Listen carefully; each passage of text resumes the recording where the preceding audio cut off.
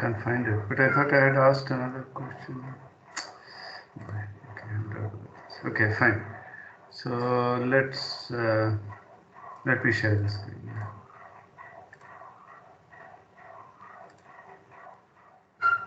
Okay, so I remind you what we were doing. So I had introduced the ASM theorem, and maybe I should say give the references for this. So the ASM theorem is due to, I can't do it here. So maybe I'll write it here. So the ASM theorem was conjectured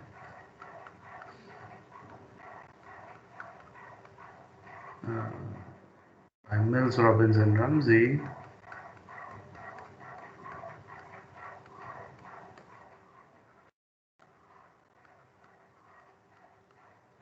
in 1983 and proved simultaneously, almost simultaneously, by von Zeilberger in 96 and Greg Kuperberg also in 96, using completely different techniques, and I'll say a little bit about both these techniques in the course as the course progresses. Okay, so now I want to tell you the beautiful story of how these numbers were conjectured, these ones. So that itself is a very interesting story.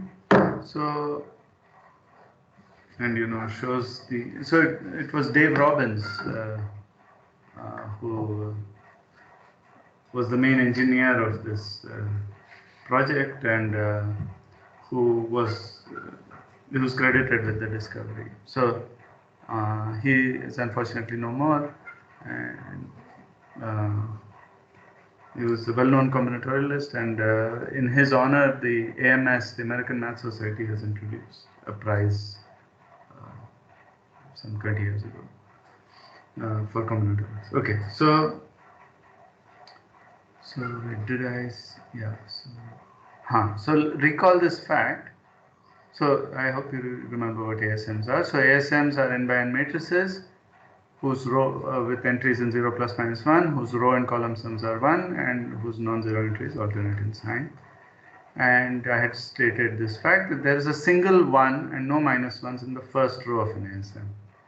So what Robbins did was to enumerate. So enumerate ASMs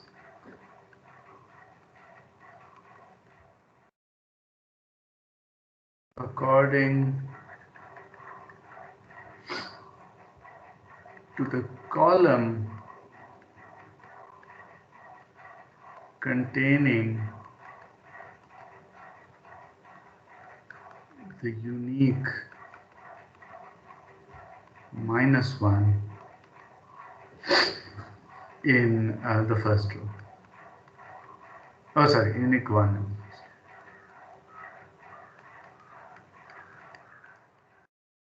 So we will form a triangular array.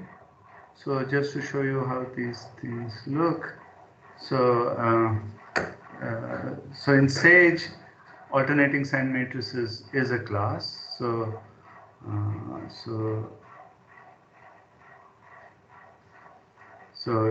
you can build either a single alternating matrix, in which case it has certain attributes that you can use. But you can also build so let's build the set of all alternating matrices of size 3. So one of the things about Sage is that it's not going to try to construct all of them unless you ask it to. So it's kind of I can do ASMs of size 10, which is a huge number. So this is already over 2 lakh. It's a few million, I suppose, maybe even more. So instead of so Sage, unless you, so at this point it would be dangerous for me to ask it to give the list, but if I'm at 3, this is not so bad. So semicolon suppresses the output, so I want to show you the output. So this was, remember the 7 ASMs of size 3, there were the first 3 and the last 3 are permutation matrices, and this is the only non-trivial matrix. So I can add, so I can show you what are the attributes for, so I can say a dot random element, so I can pick some random element in A. So here it is. Now if I do tab completion, it shows me all the things that I have. So what is the number of -1s in A in this random element? It's of course 0. So I can now go a little higher, and now this is 40, there are 42 of them. Now let me take a random element. So okay, let me take another random element. Here it is, which has a -1, and so here's the number of -1s is 1. You know, like that. So there are many things you can do with A. I can enumerate all the elements, all the ASMs of size 4, which have a 1 in the left topmost entry.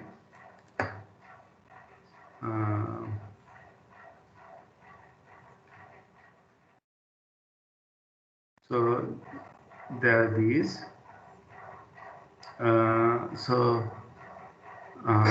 Okay, so I'll come to this in a second. So we want to enumerate the number of ASMs in the first row. So I will enumerate this in a triangular fashion. So the possibilities for ASMs of size n, there are n possibilities. The column index can be anything from 1 to n. So I'll enumerate this in triangular fashion. So this is n equals 1. So there's nothing to do. For n equals 2, there's one ASM, which is one permutation matrix, which has a 1 in the 1th entry. Okay, there are too many ones there. And there's one with the 1 in the 2th entry. Okay, so the first non-trivial case is n equals 3. So this is 2, 3, 2. So let me show you that. Oops, sorry. There's a problem with handling too many things.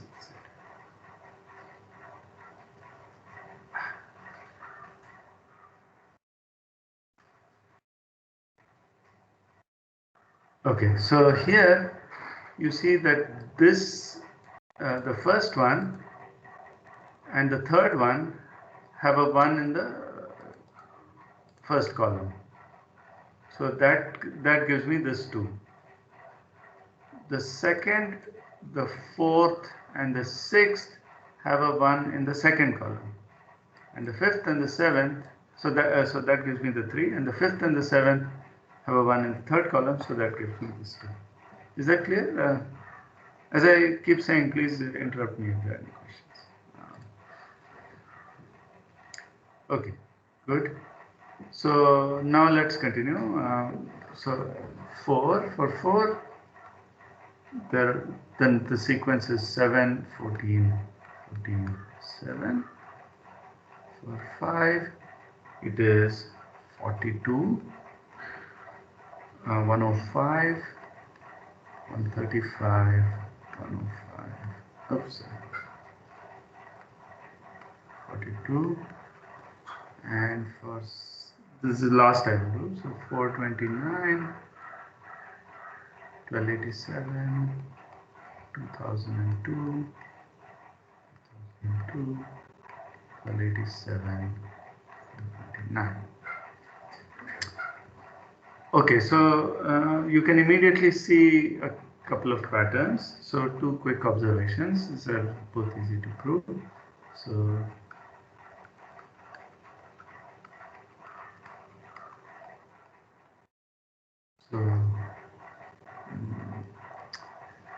So I should have written, so let A and K be the number of ASMs of order n, ASMs A such that A1K. Okay, so this is the sequence here.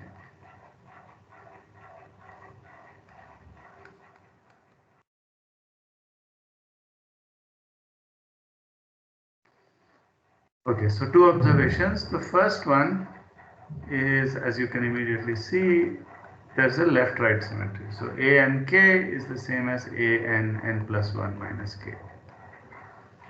So why is that? Can anyone answer? If you want, I'll show you the data here. We can reflect the matrix, right? That's right. Yes, Mohit is correct. So if I look at the first and the third, which corresponds to this entry 2 over here. So let's see why this 2 is the same as this 2. So the first and the third correspond to the first 2, and the fifth and the seventh correspond to the last 2. If I reflect about the vertical axis, the first and the third, I get the fifth and the seventh. Right? So that's how it is. So this is a reflection about vertical axis.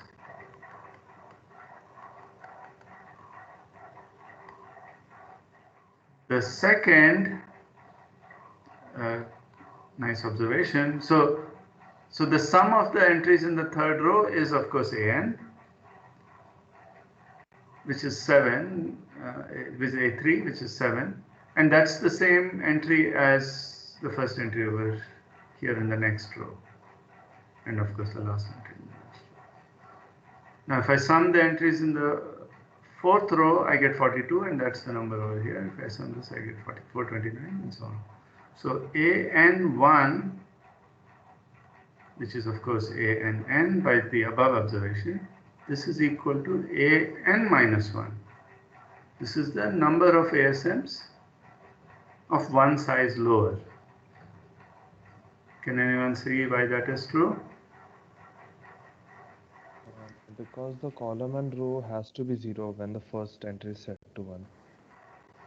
And so, yes, good. So it reduces to n minus 1 matrix, where the column sum and row sum are not dependent on the other entries.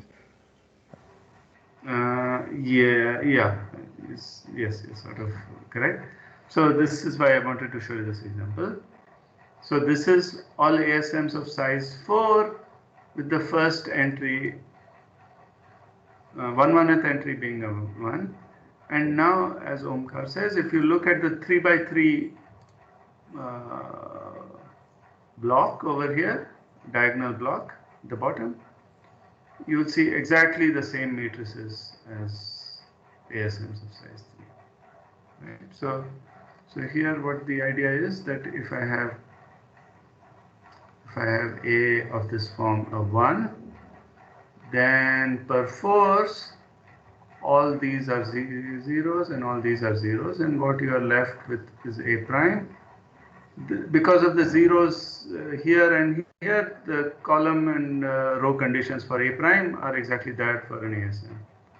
So there's for A prime itself being an ASM of lower order. Okay.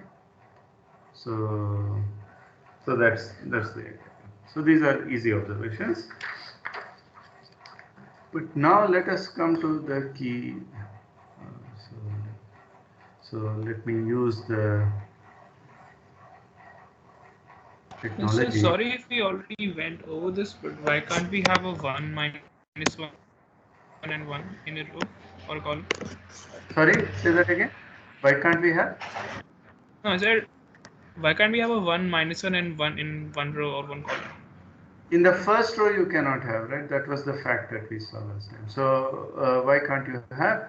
Well, okay, let me show you here. So suppose this were a minus 1. that means in this column, the alternating Oh yeah, number right. so minus 1, 1, Like, minus 1, 1. And then the Yeah, column sum can be either 0 or minus 1. It cannot be 0. Okay, so that was the argument. So the first row can only have, yeah. Yes, please ask me if there are any. Okay, so now let me do my. So for this purpose, I'll actually, it will help me to expand this thing.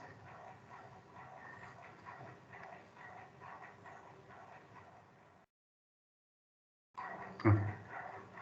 Oh, sorry. Damn. Okay. So now what they, so this is where Robbins did some really brilliant and very intuitive manipulation. So what he did was to take the ratio of successive entries. So, so write a and k by a and k plus 1. Of course, for appropriate indices.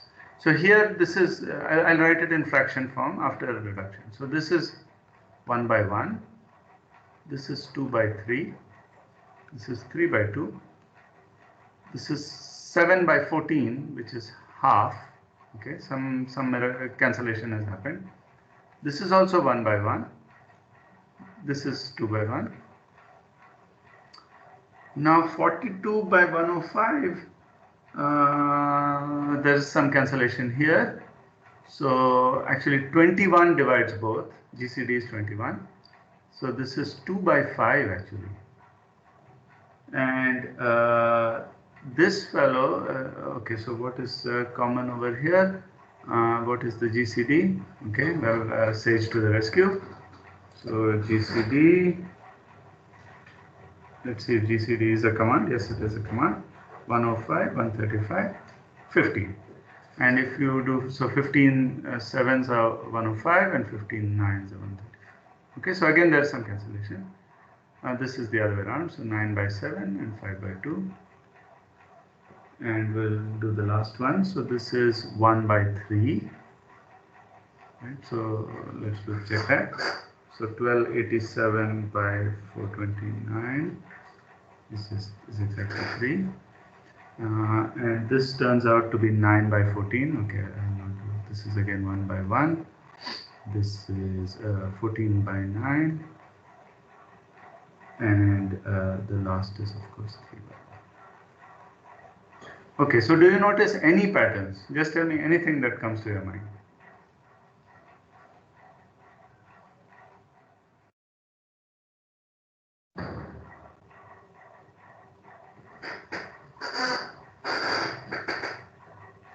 there's a 1 2 1 2 happening in the leftmost numerator.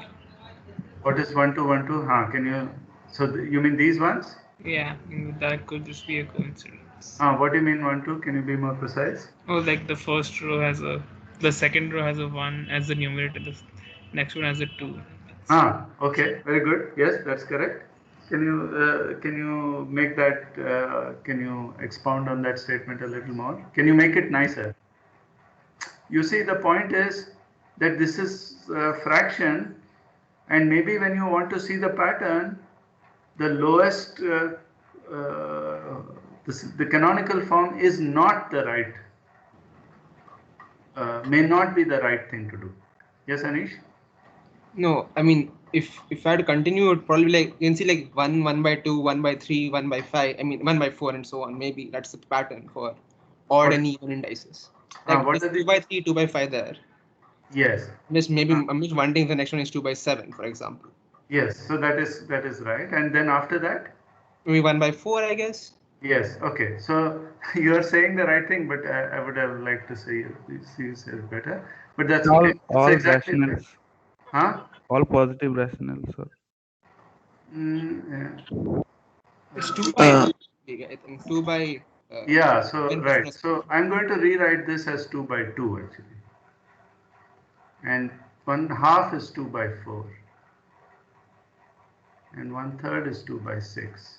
So what you guys are saying is I'm just saying it again. So this is 4 by 2, 5 by 2, 6 by 2. Now you see the pattern, and this is exactly what Anish was saying. So here you can see a clear pattern. This is 2 by, I suppose, n. Right? So this corresponded to n equals 2. So that's this diagonal is 2 by n. But now what? I mean, now, okay, so that's good. What about the other things? Do you see anything?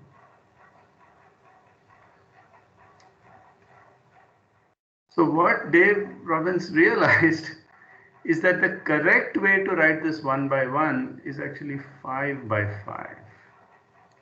So let me do that.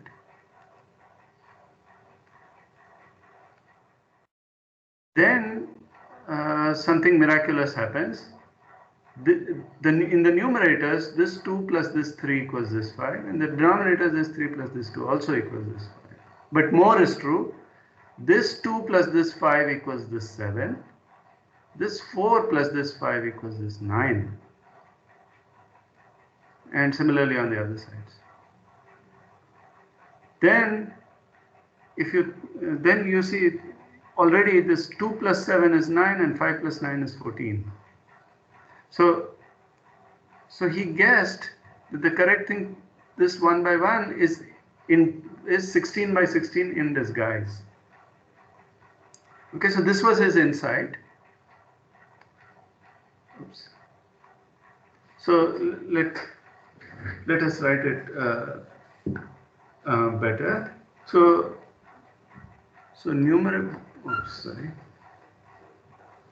So both numerators and denominators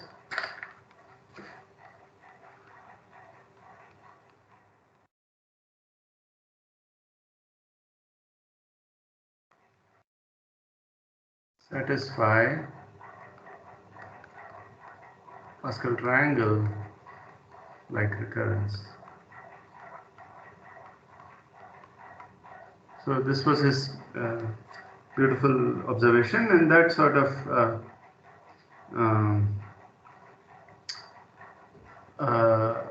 allowed him to guess what's going on. So I have only written up to 6, but they went all the way up to 10. So they had massive numbers in the billions, and then if there is such cancellation happening when you take successive ratios, then this cannot be a coincidence. It would be very hard to believe that it's a coincidence.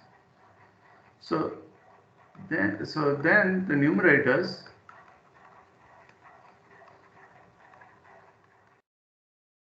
can be written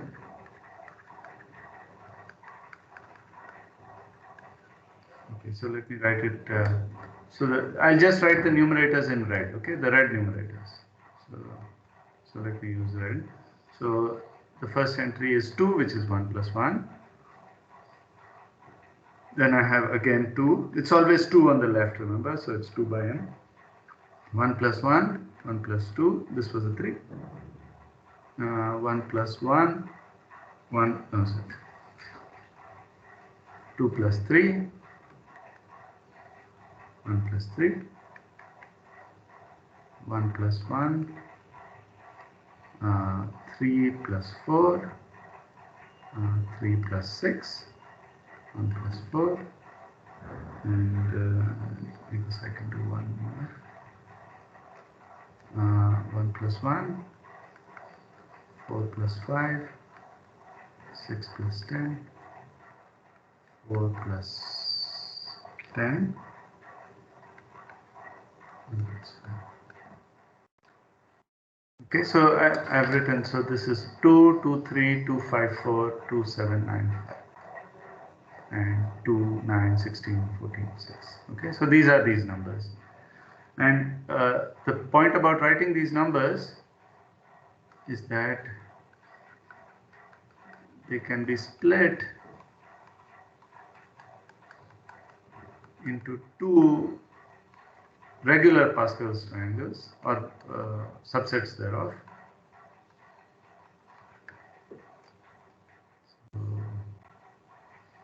So let me write the left side, the left summand above. So this is 1, 1, 1, 1, 2, 1, etc. So that you can see immediately what it is.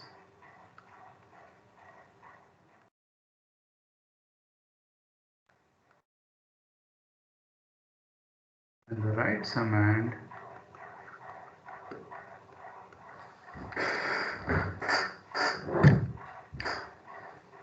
is 1, 1, 2, 1, 3, 3.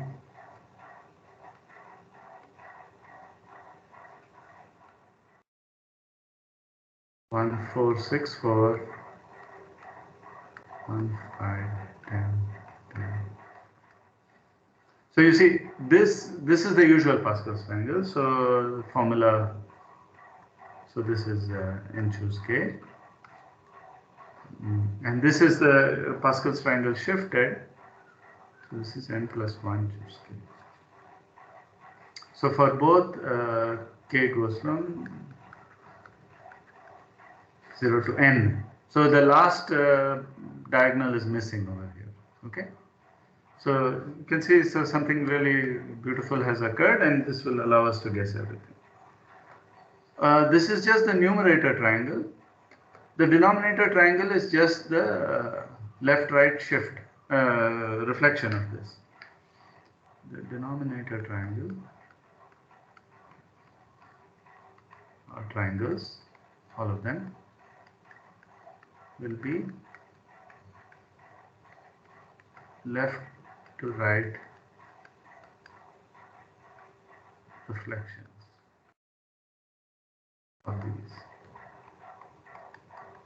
Right? I mean, that's what was the relationship between the numerators and the denominator. So you read this 2, 3. This is 3, 2, 1, like that. 2, 5, 4, 4, 5, 2. Okay.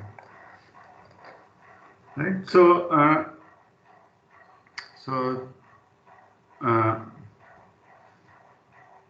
right. So maybe I will quickly write that just to maybe we are at just a couple of rows. 1, 2, 1, and 1, 2, 1, 3, 3, 1, and the formula here. This is of course n choose k also, but it will help me to write it as n choose n minus k, because I'm shifting the left to right, and this is n plus 1 choose n minus k. So again 0 less than equal to k. Okay. Right. So what we have found. So we have found that a and k, a and k by a and k plus 1 is what? So now we have to be slightly careful. I have written n choose k, where here I'm taking n starting from 0. But remember, this 1 came from this 1, which in turn came from this 2, which corresponded to n equals 2. So these triangles I have to take with n shifted by 2. So the first, and the other thing is, okay, so here k, remember, goes from, so for 1 less than or equal to k less than or equal to n minus 1, because I'm taking k plus 1 over here. So k goes from 1. So this is k equals 1. In n choose k, k starts from 0. So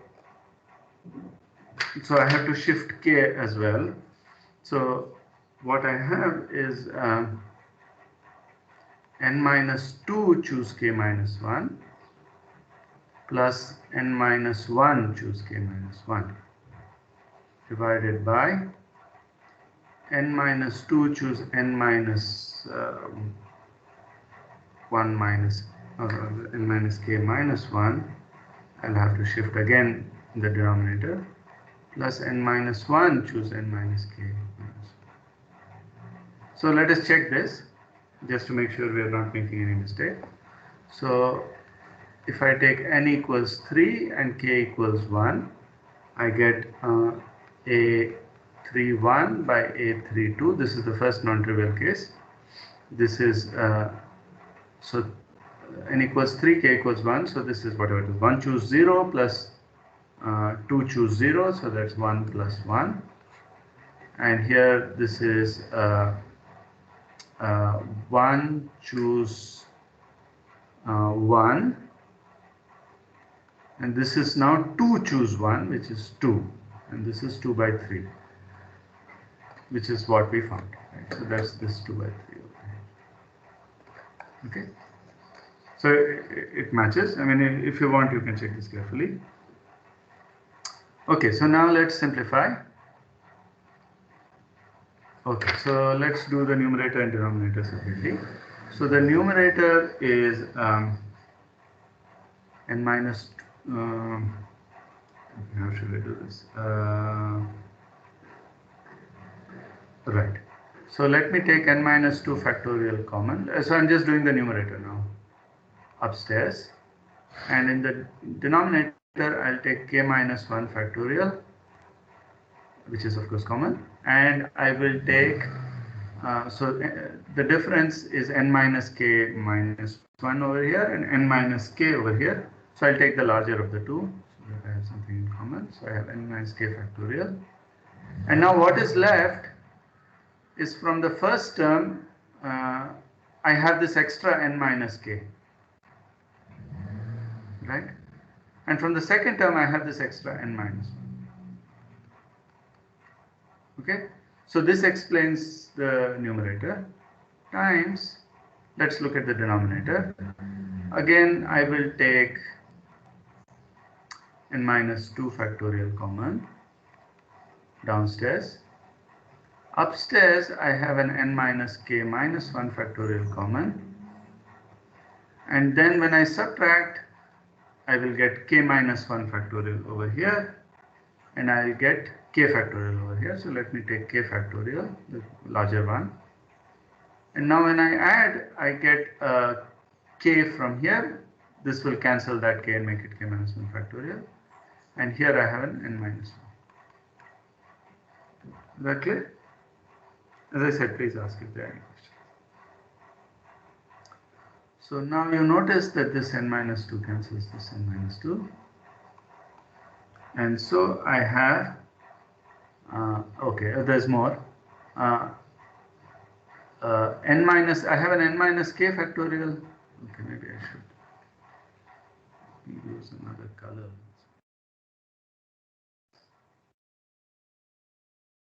Okay, so we'll just cancel this out. Now this k minus 1 factorial will cancel this k and give me a k, and this n minus k minus 1 factorial will cancel this n minus k factorial and give me n minus k. So what I have at the end of the day is k times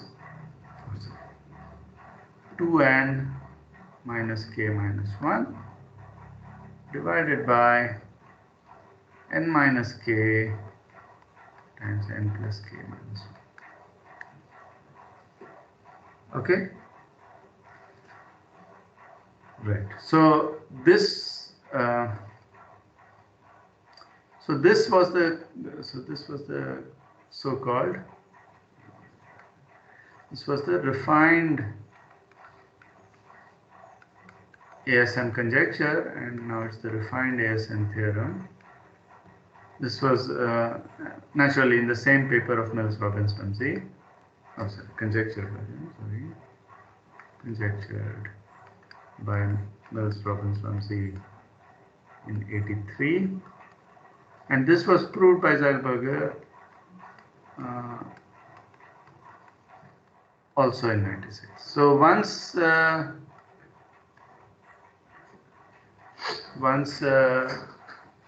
so he this time used Kuperberg's strategy. So his earlier strategy for proving the ASM theorem did not work. So he used Kuperberg's strategy to prove the refined ASM. Okay, so now from this so Robbins was able to get a conjecture for an. So let's see how he did that. So let's start from here. So let me shift k and k plus 1 and write things slightly differently. So I'll write a and k in terms of a and k minus 1. So write. Oops. Right. Here, so a and k is a and k minus 1 times. So what I have to do is I have to shift k by 1, and so I'm taking this guy on the other side and taking this guy on this side. So then I have to interchange the numerator and denominator and shift k by 1. So I get n minus k plus 1 times n plus k minus 2 divided by k minus 1 2n minus k. Okay. So I've shifted k by k minus 1 over here, exchange numerators and denominators, and written it in this. Okay. All right. Any questions? Okay. Good. So now I'll go one step further. So I'll use the same formula to write a and k in terms of n k minus 2.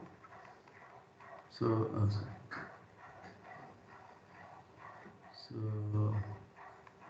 now I'll get, so let me combine terms.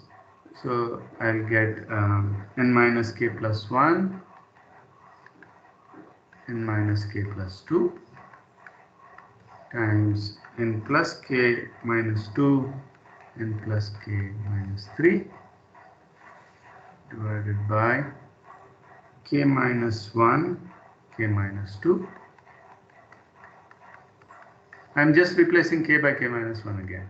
And here I have 2n minus k, 2n minus k plus 1. So continue this way.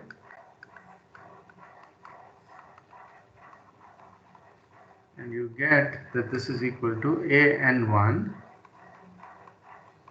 times, okay, now we have to do things carefully. Okay, so, okay, all right, so let's, okay, which factor should we look at first? So let's look at, where is it? Okay, just a second. So,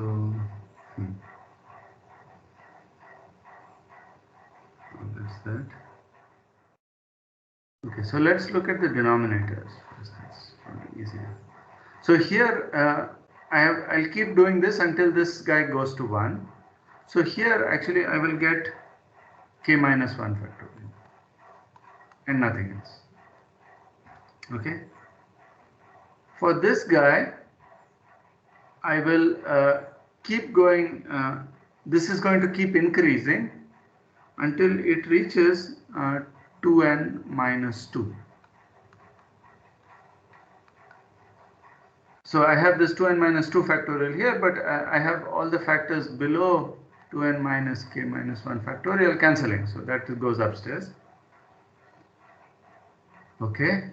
Now I want to see the remaining. Okay, so let's see what's going to happen. So actually something rather nice is going to happen, but we can do this slowly. So, right. So let us look at this factor. So here I have n minus k plus 1, n minus k plus 2. So if you do it carefully, you will see that this will go up to n minus 1 factorial. And I have to cancel out all the terms below, so I have an n minus k factor. So that gives you the term from these factors. And the last factor is over here. These are decreasing. So the largest term is n plus k minus 2 factorial. And it turns out that the lowest term is n is just n. So then I have to cancel it by an n minus 1 factor. Okay. So then this, so that's what I meant by this cancellation. So here these two terms combine in a nice way to just give you a ratio of this. Okay. So we have a and k in terms of a and 1. So by the way, any questions? Okay. So thus, oh, sorry. Thus an, which by definition is the sum k equals 1 to n, a and k, this is equal to a and 1, this term comes out, it doesn't depend on k, summation k equals 1 to n. Now I have this business.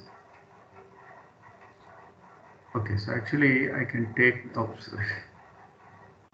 I can, this is the problem with writing. I can take out the 2n minus 2 factorial since that does not depend on in either way, k either way. So then I get 2n minus k minus 1 factorial n plus k minus 2 factorial divided by k minus 1 factorial n minus k factorial. Okay, and it's a good check to see that there are no negative numbers. You're not seeing the lowest you're seeing is 0 factorial, which is of course wrong. So actually you can write this. So you can write this as, so you can combine these two to get, there's a problem with the alignment of the tablet. 2n minus k minus 1, choose n minus k. So that will give me these two, and n plus k minus 2, choose k minus 1. I don't know why this. Let me write it. Looking really bad.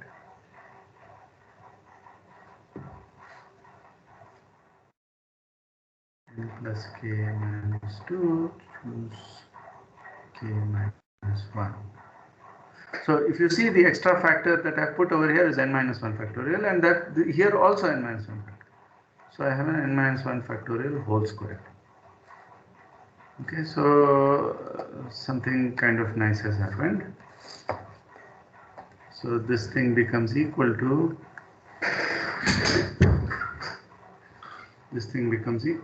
a n minus 1. So remember, a n 1, this was our observation, is just a n minus 1 divided by, I have a 2n minus 2 factorial and an n minus 1 factorial whole squared. So that's exactly 2n minus 2, choose n minus 1, times sum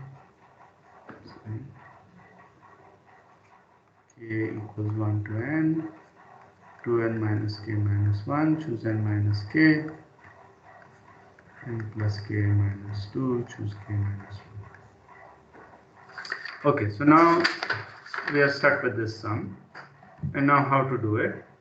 So it turns out that this is, and Robbins knew this very well, this is, this can be summed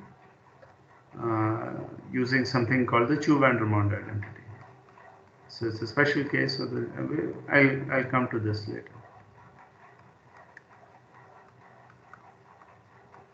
So this is a special case.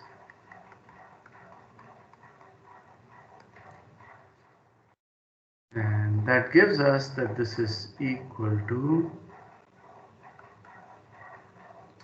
an minus 1 divided by 2n minus 2, choose n minus 1, times this thing just becomes 3n minus 2, choose n minus 1. So this is one of the most important identities in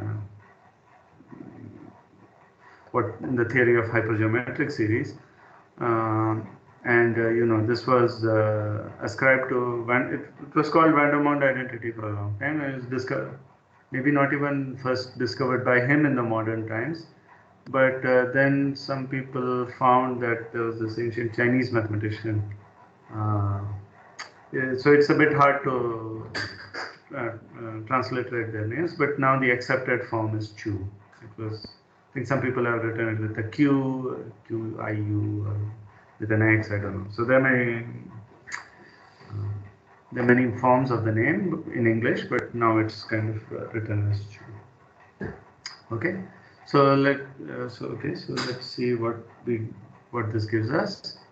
So again, 1n minus 1 factorial actually cancels. So this is an minus 1 times 3n minus 2 factorial,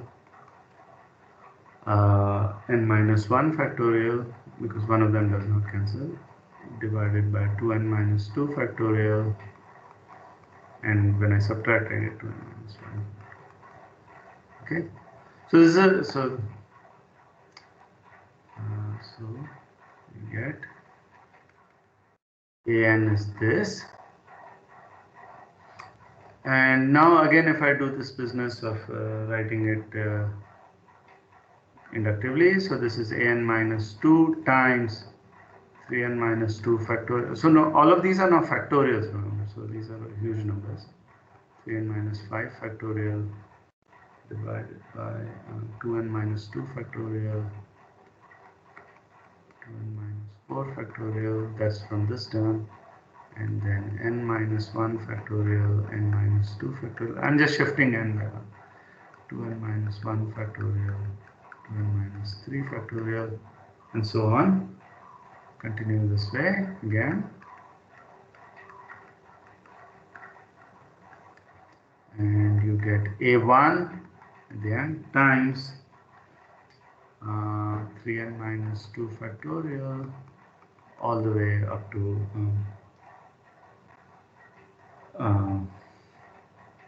4 factorial times 1 factorial. So that will be from this term. From this term, you will get you will essentially get 2n everything, all the factorials from 2n minus 1 to 1, but then this will cancel all the things up to n minus 1. So you'll get 2n minus 1 factorial, 2n minus 2 factorial, etc. up to n factorial. Okay, these are successive, these are in jumps of 3, and so this gives us, so this is how Dave Robbins derived. This is the product j equals 0 to n minus 1, 3j plus 1 factorial divided by n plus 0. This is what I showed you in the last class. This one. Okay. So yeah, so it's really nice story of how he came by this conjecture. Any questions about this?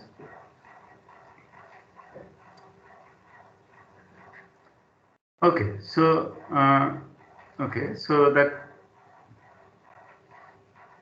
so I mean we can okay, no, okay, so we can check this on Sage, but I think it's kind of trivial to check. Okay, good. So this is one object in this story, alternating sign matrices, and just like I did not motivate why they are right, I will do so soon. I will not motivate the next class of objects that I'm going to introduce. So without further ado, let me define what they are. So this is a new topic. So a descending plane partition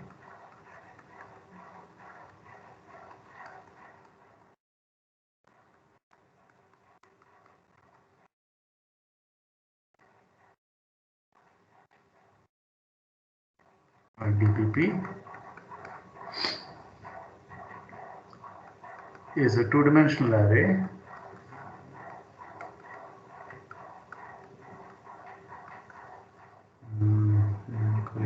A, Aij arranged as the following, in this following way. So A equals, so I have first A11, A12, A13, etc. up to A1 mu1, A22, A23, etc. up to A2 mu2, A33, etc. up to A3 mu3, etc. Okay, so it's an array arranged in this way. So the key thing to note is that it has this staircase kind of indentation. So it's not horizontally justified. Satisfying the following conditions. 1. Mu1 is greater than or equal to mu2 is greater than or equal to, etc. So maybe I should have put the last row. So ARR, AR, mu R.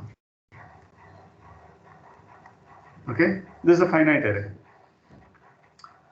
Okay, so this, so that is to say, the longest row is the first, even after the indentation.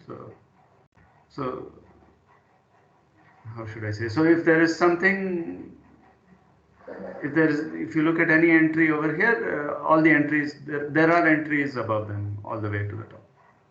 That's the point of this first condition. The second one says that Aij is greater than or equal to Aij plus 1. So weak decrease along rows, and Aij is strictly greater than Ai plus 1j. So strict decrease along columns. Okay, this is also easy to see because the next two conditions are highly non-trivial and need some explanation. So Aii is greater than mu I minus I plus 1. So what this is saying is that the diagonal entry is strictly greater than the number of entries in its row.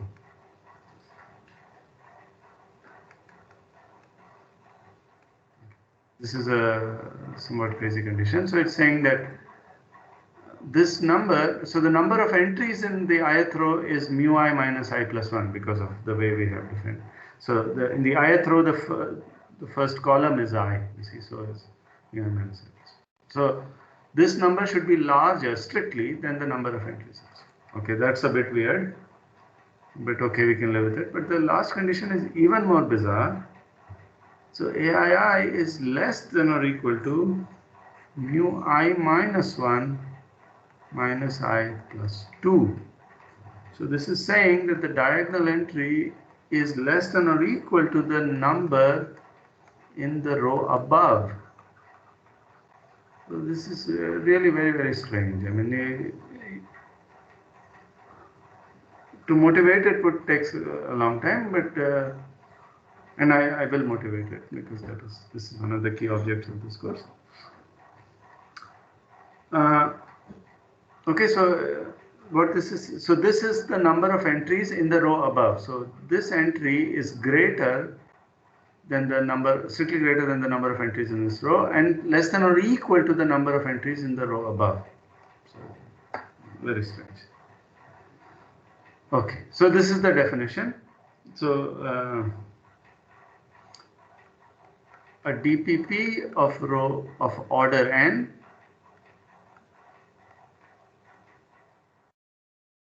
I need to say what that means, is one such that Aij is less than or equal to n for all x. So every entry is less than or equal to n. Okay. it suffices to say A11 is less than equal to n, because others are weakly decreasing at best. Okay, so let us see why these are interesting. Okay, so example. So DPPs of order 2. What are the DPPs of order 2? First, there is the empty DPP. That's allowed. So the empty array vacuously satisfies all these conditions. So there's nothing to it. Okay. Then I have 1, singleton 1, and then I have a singleton 2. And then I have 2, 1, and then I have 2, 2.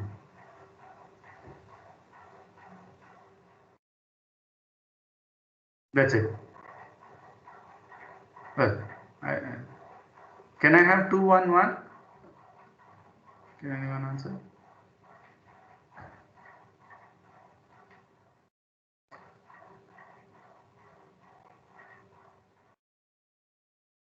Look at They this. can be correct. The first element should be like more than the number of in its row. So 2 should be 2 is 2 greater than 2 is a contradiction. So you can't do that.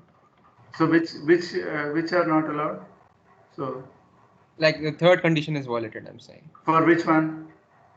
the 2 1 1 case. For the 2, 1. Okay, so we'll cross that out. So that's not allowed because the third condition. What about 2, 1? What is the maximum entry here? What is the first entry? It's 2. What's the length of this row? It's 2. Is that allowed?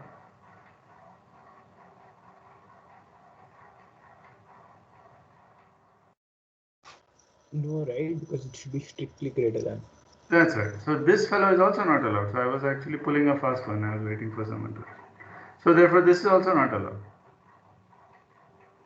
So if there is a 2, it has to be alone. You cannot have anything after it.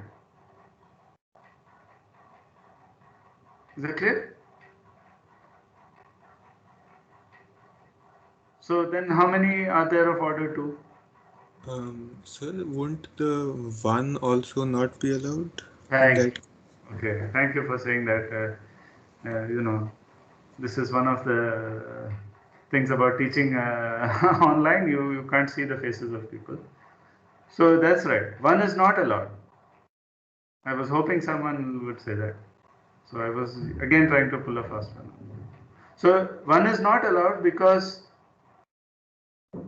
1 is, if I have a 1, then I have, the row has at least one element, but this condition says that the diagonal entry should be strictly greater than the number in its row. So 1 cannot possibly be there. Okay? So the number, so the number of DPPs of order 2 is equal to 2.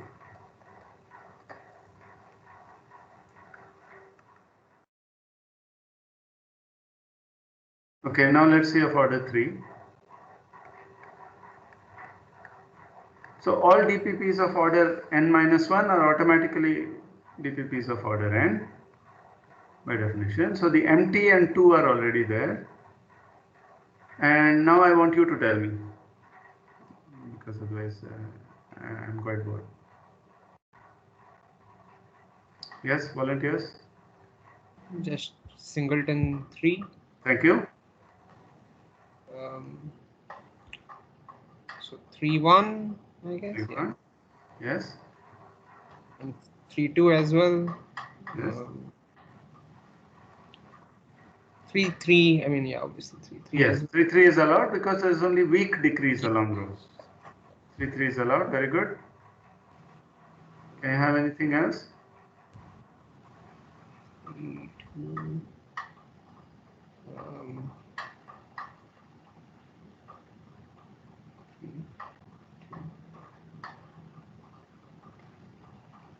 Can you like 3. No, right. What's the fourth condition? Fourth condition, we cannot reach the fourth condition because we still are on one row.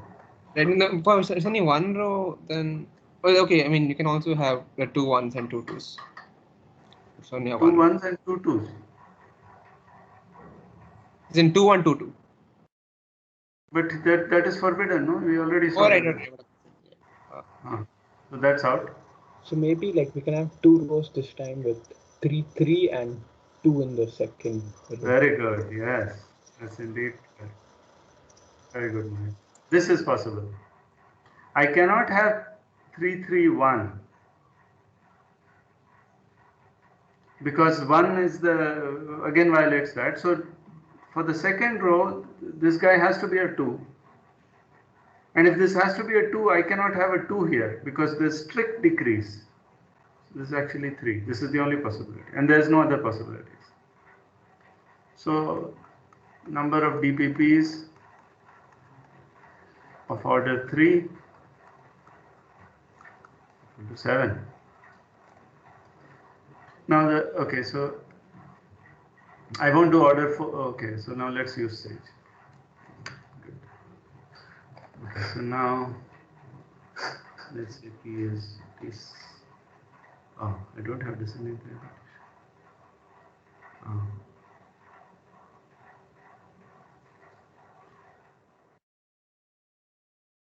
Oh, okay. Okay, I guess we don't have descending plane partition. I thought they were there. Okay, let me find them next time. Okay, so these are the 7. So if you look at, so far we have not seen condition 4. But actually if you, for order 4, I claim that you will get 42.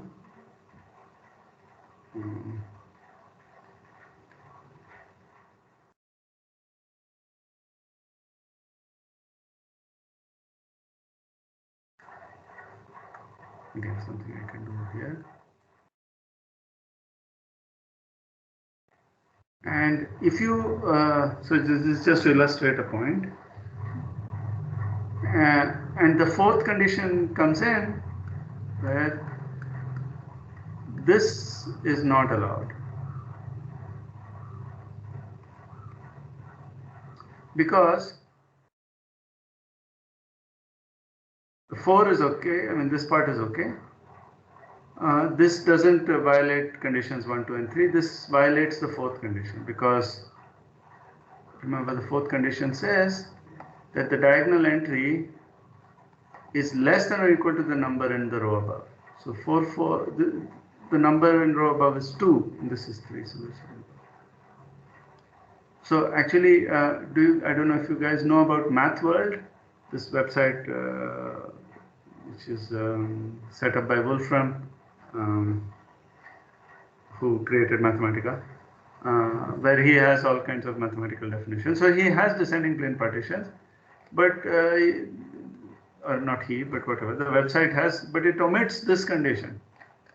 So when I first generated them, I was getting 43. And I was puzzled, so then I had to go dig through the original literature, what do they call it? Primary literature. And I found this extra condition, and that's what kills us. Anyway. Okay, so here's the theorem. So you must have noticed the numbers. So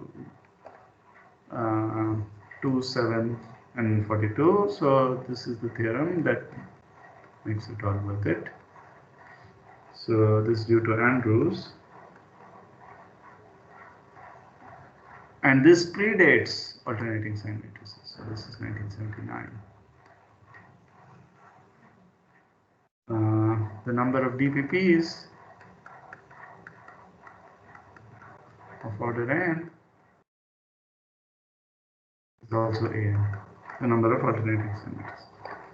And nobody knows why. I mean, why in the sense, of course, separately we know these two, but nobody understands why these two completely different things have the same formula.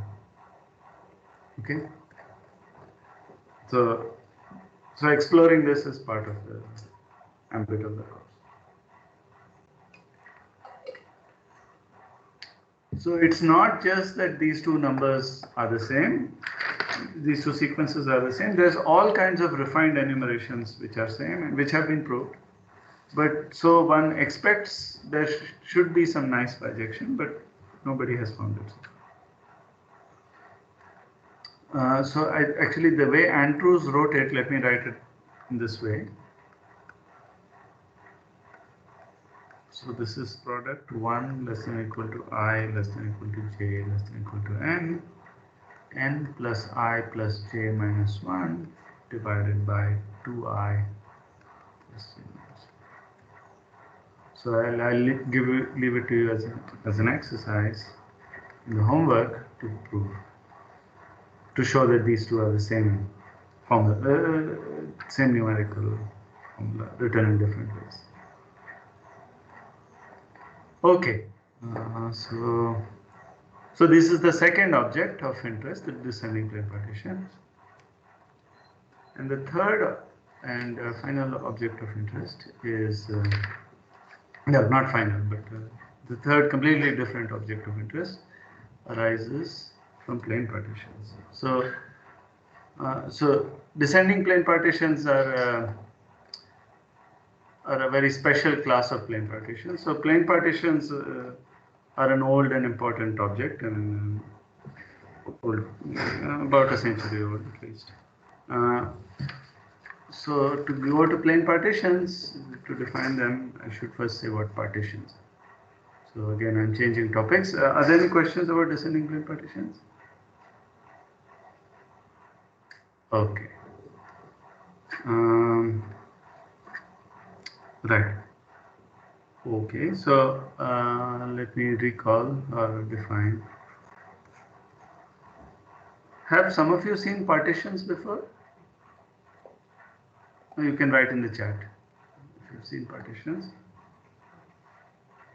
If you have seen partitions, you can just say yes in the chat. I just want to get a sense of how many of you have seen.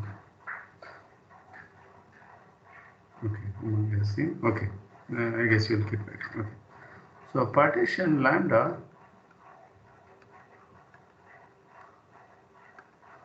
is lambda 1.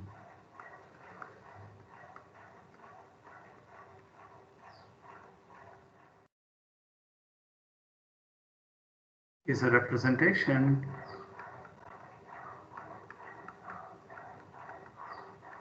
of an integer, let's say n,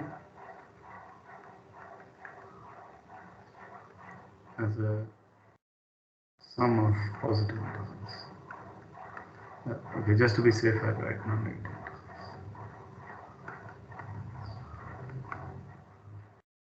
Okay, let me write positive integer, and there's some caveat.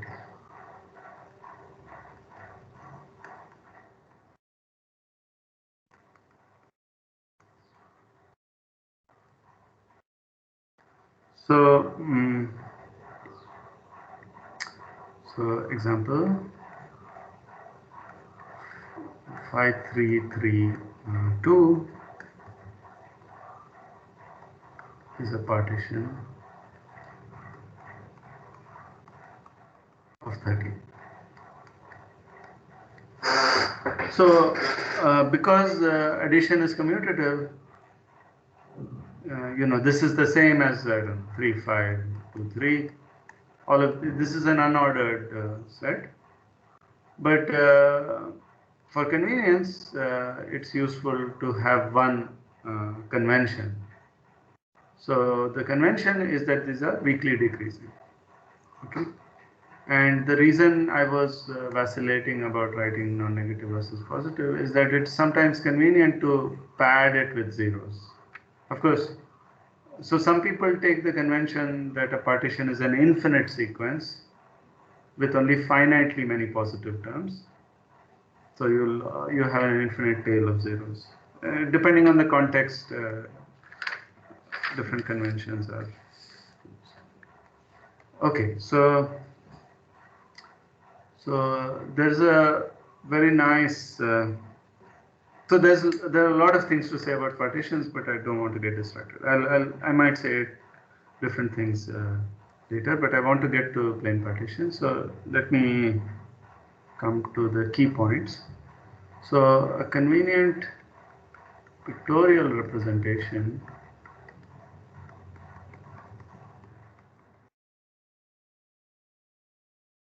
of partitions is through Young diagrams. Young or Ferrer's diagrams, so I'll use Young diagrams. So again, let me illustrate this example. So same example. I mean, I can write it in words, but it's a bit cumbersome. So okay, let me again use the facility of this thing.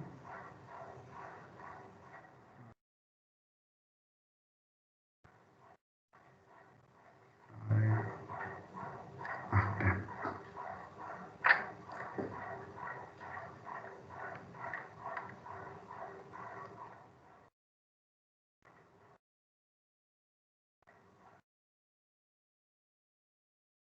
See, I'm horrible at these things.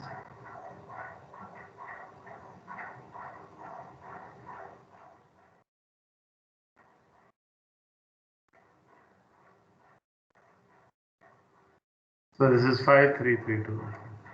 I could have done it better. So what you do is the ith row. Oh, sorry. The ith row contains lambda I boxes. Unit squares. Boxes are unit squares, which are drawn horribly.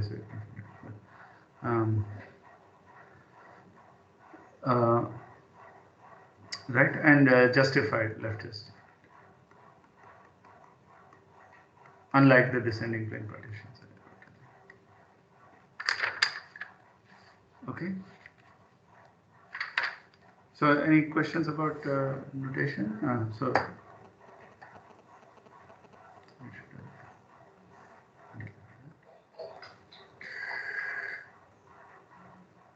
Okay. Okay, so now here's a question. Rather natural question. How many partitions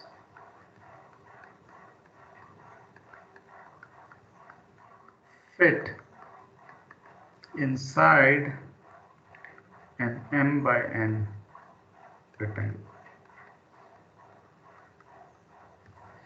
So just to give you an example,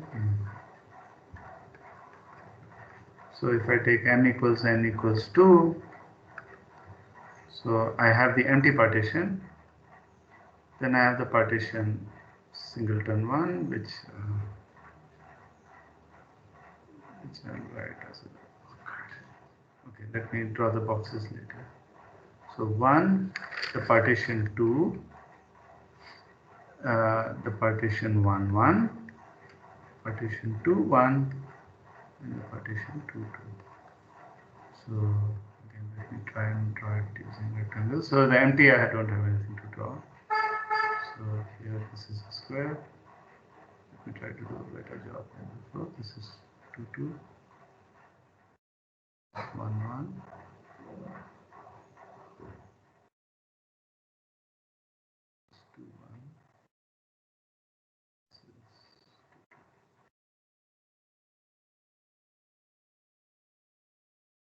Right, so all of these fit inside a 2, 2, 1, 2.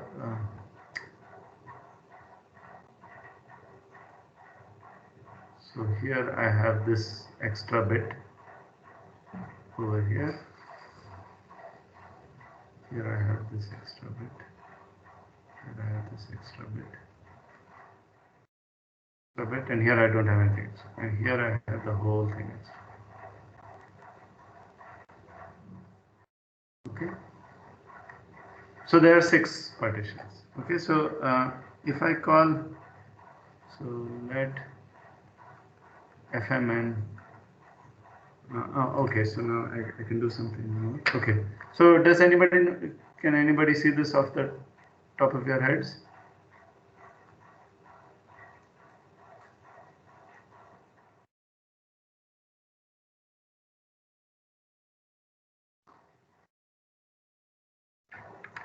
Okay, so three of you have seen partition, so maybe you are able to see this.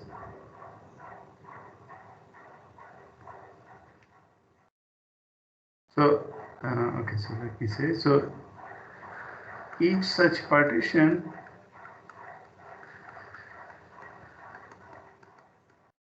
is uniquely representable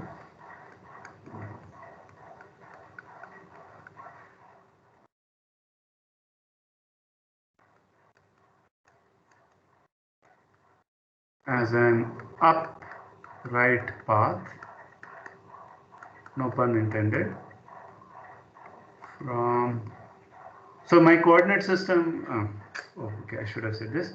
So I'm using what is called the English convention. So this is,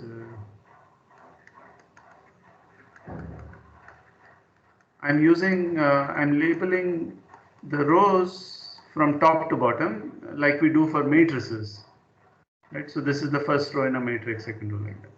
So the other convention is to write it from bottom to top. So then you use the axis, use the labeling according to the coordinate axis, like the y-axis.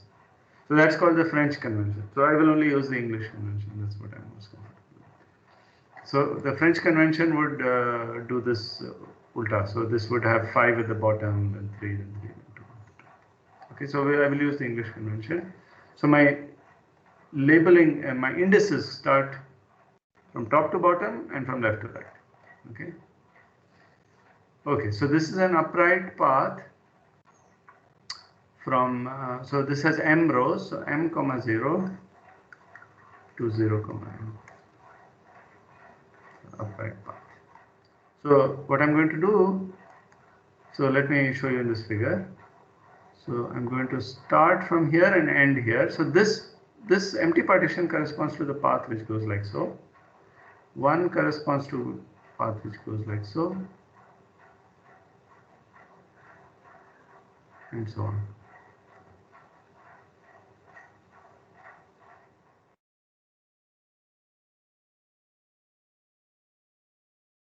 As in the example. Is that clear? So, I mean, I'm not proving it carefully, but I think it's kind of easy to see that that is the case. So then, can anyone say what is the number?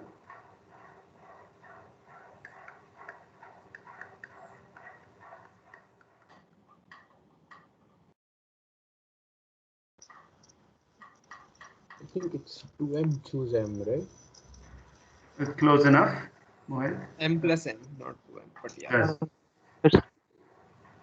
Yeah, so someone else said the right answer. So it's m plus n choose n. Why?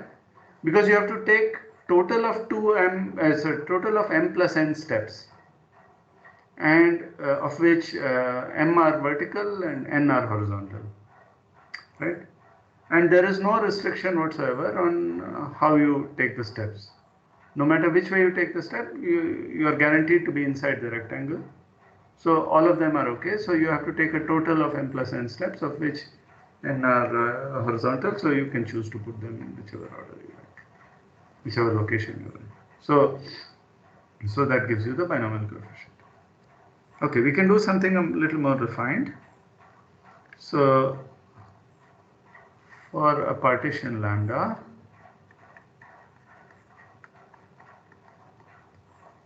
so this lambda is contained in m power n, right? So it's sitting inside the partition where m occurs n times. So m. Oh, sorry, is it the other way around? N to the n. N occurs n times. So n like that. N times will give you the rectangle. So this is what such a partition is.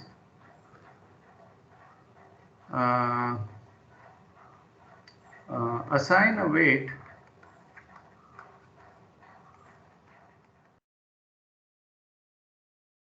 q to the lambda 1 plus up to lambda n. Okay, where I take lambda n's to be 0.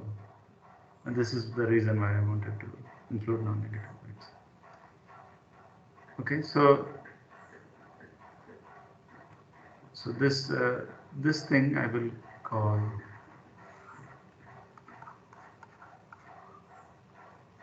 box lambda. So, oh yeah, sorry, absolute value of lambda.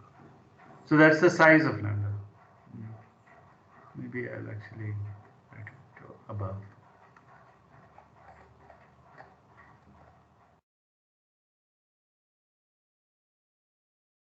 The sum of the parts of lambda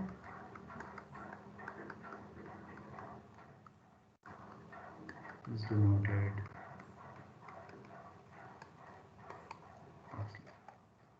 absolute value. So what I'm saying now is to each partition I'll give it a weight q to the size of lambda, where q is a formal parameter. I mean, it doesn't matter. You can think of this as a real number or a complex number, whatever. It doesn't matter at this point. Okay. So refined question to the one above, which we answered. The number of partitions that fit inside n by n rectangle is n plus n. What is the weighted sum?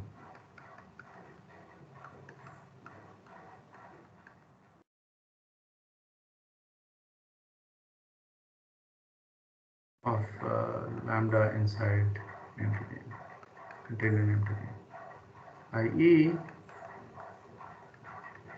sigma lambda contained in n to the n q to the size lambda. What is this? This is equal to what?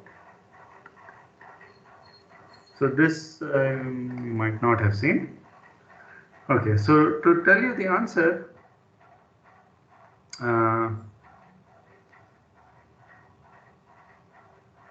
so let me call this Fn.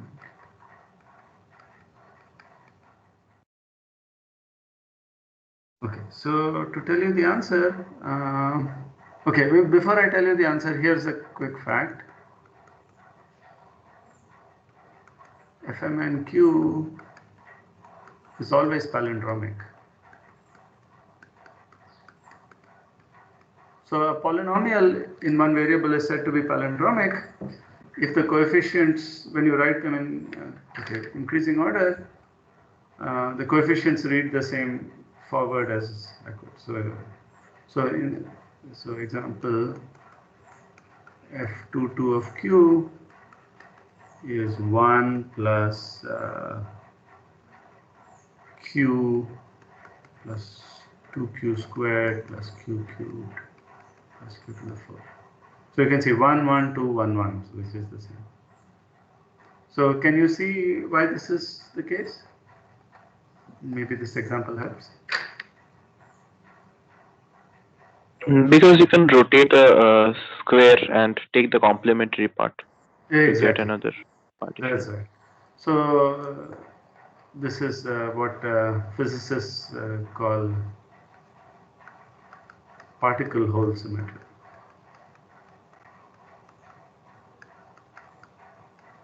So what you do is replace every empty every box which is not part of a partition by a partition and vice versa, and rotate by 90 degrees. So this empty partition will give you the full partition. This, so in other words, you look at the part below the red line and rotate by 90 degrees, rotate by 180 degrees, rotate by pi.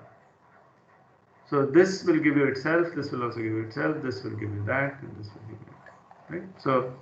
So therefore, this guarantees this part. So if you think of a box as a particle and an empty as a hole, vacancy, then this is what comes up again and again. This is called particle hole symmetry. So, okay, I'm running out of time for today. Okay, so let me finish by telling you what the answer is, and ask you to prove it, but in the exercise. But we'll see. I'll explain the notation. So for an integer n,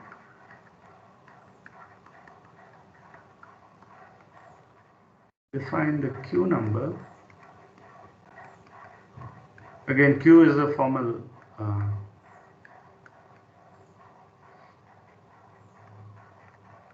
n of q, which we will write as just box n if, oh no, maybe I should. No, this is 1 minus q to the n by 1 minus q. So for a formal parameter q.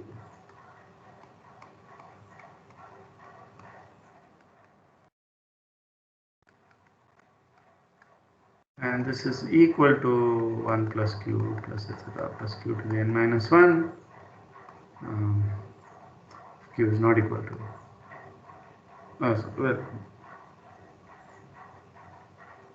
I mean, yeah, so you should think of this as this. I mean, so don't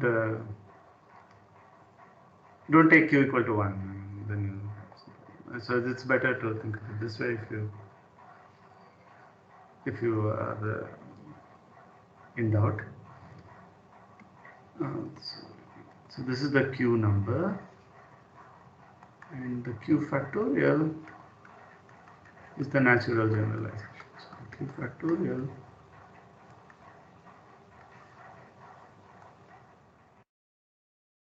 is given by nq factorial. This is here I'll sometimes just write n factorial. This is just product I equals 1 to n of psi sub q. So you just take the product of these polynomials, you get a factorial. Okay, so you can define a factorial. And the last thing I need is the q binomial coefficient.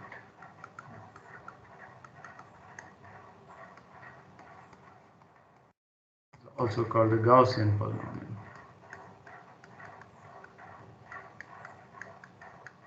And the name tells you how to define it.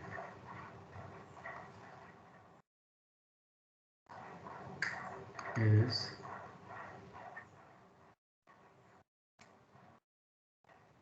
AB sub q or just AB. So it's like writing a binomial coefficient, except you replace round brackets by square brackets. And this is the obvious thing. So it's a factorial divided by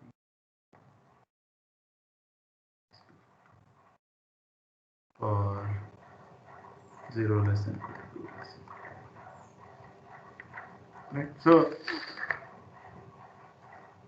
So the name should bother you. This doesn't, I mean, you know that the binomial coefficients are integers, although it's not totally obvious. I mean, of course, it's something you learn in high school. But here now we have a polynomial. So this guy is a polynomial in Q, you have a polynomial in Q, polynomial in Q. You can cancel some terms. You can cancel this out, for example, and be left by a ratio of these two polynomials. So you would expect a priori this to be a rational function, but something very nice happens and this turns out to be a polynomial, hence the name Gaussian polynomial. Okay, so it naturally generalizes, and of course, so I should have said it, as q tends to 1 and q tends to 1. Okay, so this becomes the regular integer. So the limit, so for this polynomial, if you take q going to 1, you will get exactly the binomial coefficient. And now I can answer this refined question. So claim, and I'm going to leave this as an exercise. Fmn of q is exactly n plus n. So it's the q analog. So these are called q analogs. So that's of this.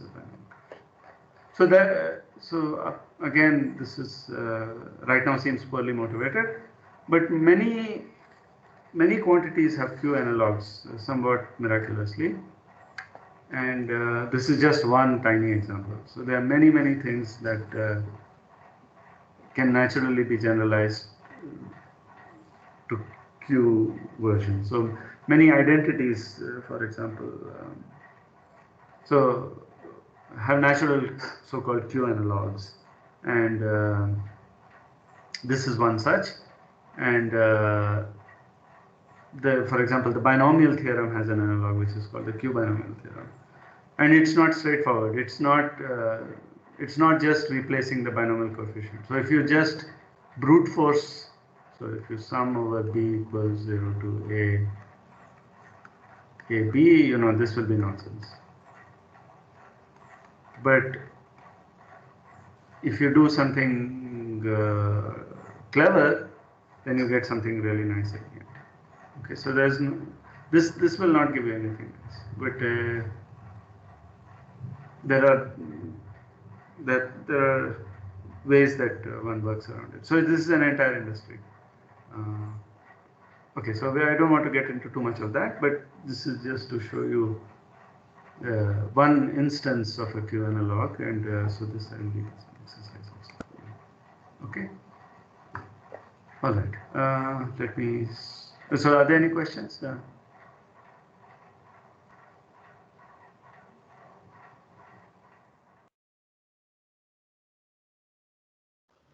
So could you explain like what is a formal parameter? I've not come across it. Formal parameter. So I mean, we are only going to be, at least for the moment, be dealing with polynomials. So there's no problem with thinking about these as variables. But you can think that we are living in Z of Q. So just like when you deal with polynomials, X is a what is X for that?